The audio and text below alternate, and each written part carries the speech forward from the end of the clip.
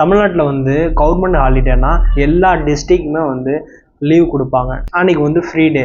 ஆனால் ஒரு சில மாவட்டத்தில் வந்து அங்கே வந்து ஏதோ ஒரு ஃபங்க்ஷன் நடந்தால் அங்கே வந்து உள்ளூர் விடுமுறைன்னு சொல்லிட்டு அந்த டிஸ்ட்ரிக் வந்து அந்த மாவட்ட ஆட்சியர் வந்து விடுமுறை கொடுப்பாங்க.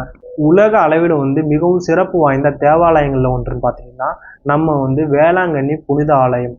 நம்ம இந்தியாவில் பல பகுதியில் உள்ளவங்களும் வெளிநாட்டில் உள்ளவங்களும் உள்ள கிறிஸ்தவர்கள் வந்து இந்த ஆலயத்தில் வந்து வழிபட்டுட்டு போகிறாங்க. இந்த ஆலயத்தில் பார்த்தீங்கன்னா வருஷம் வருஷம் வந்து 10 நாட்களுக்கு வந்து திருவிழா வந்து நடக்கும். இந்த வருஷம் பார்த்தீங்கன்னா ஆகஸ்ட் 29 வந்து இந்த வேளாங்கண்ணியில் புனித ஆரோக்கிய மாதா ஆலயத்தில் வந்து கொடியேற்றுறாங்க. இந்த திருவிழா பார்த்தீங்கன்னா 29 செப்டம்பர் 8 வரையும் வந்து இந்த திருவிழா வந்து நடக்கும். இந்த திருவிழானால நாகப்பட்டினம் மாவட்டத்தில் உள்ள 2 தாலுகாவை சேர்ந்த பள்ளி கல்லூரிகளுக்கு வந்து அங்கே வந்து உள்ளூர் வந்து விடுமுறை கொடுத்துருக்காங்க.